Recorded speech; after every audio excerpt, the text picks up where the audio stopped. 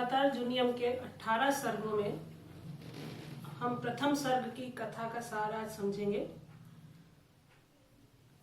युधिष्ठिर आदि पांडव द्रौपदी के साथ जब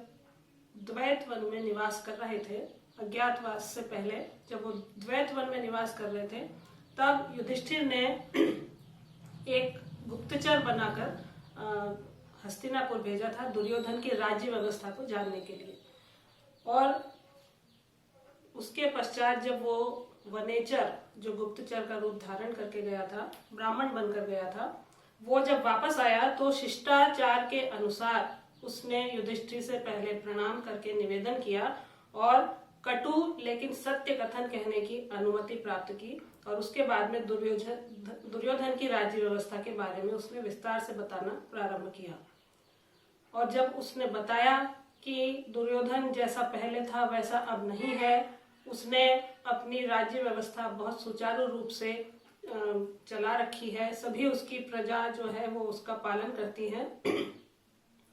दुर्योधन के प्रति उसका प्रजा का बहुत अनुराग है, वो सभी का बहुत ध्यान रखता है, सभी के भलाई के काम करता है और अपने भाइयों से, अपने सेवकों से बहुत अच्छा व्यवहार करता है। इसलिए सभी उसके अनुकूल हैं और सारी संपत्तियां भी उसके अनुकूल हैं। जब ये वो सारी बातें वनेचर युधिष्ठिर को बताता है, तब द्रौपदी भी ये बातें सुनती है और उसके बाद में द्रौपदी को बहुत अधिक क्रोध आता है और वो अत्यधिक उत्तेजित होकर तीव्र शब्दों में क्रोध प्रकट करती है और दुर्योधन की जो ये व्यवस्था के बारे में जानकर उसे बहुत दुख होता है और युधिष्ठिर को कहती है कि हम जो वन वन भटक रहे हैं, जो हम पहले राजमहलों में निवास करते थे, अब हम यहाँ पर झोपड़ियों में निवास कर रहे हैं, पहले बहुत अच्छे फल व्यंजन खाते थे, अब हम कंदमूल फल खाकर निवास कर रहे हैं और ये केवल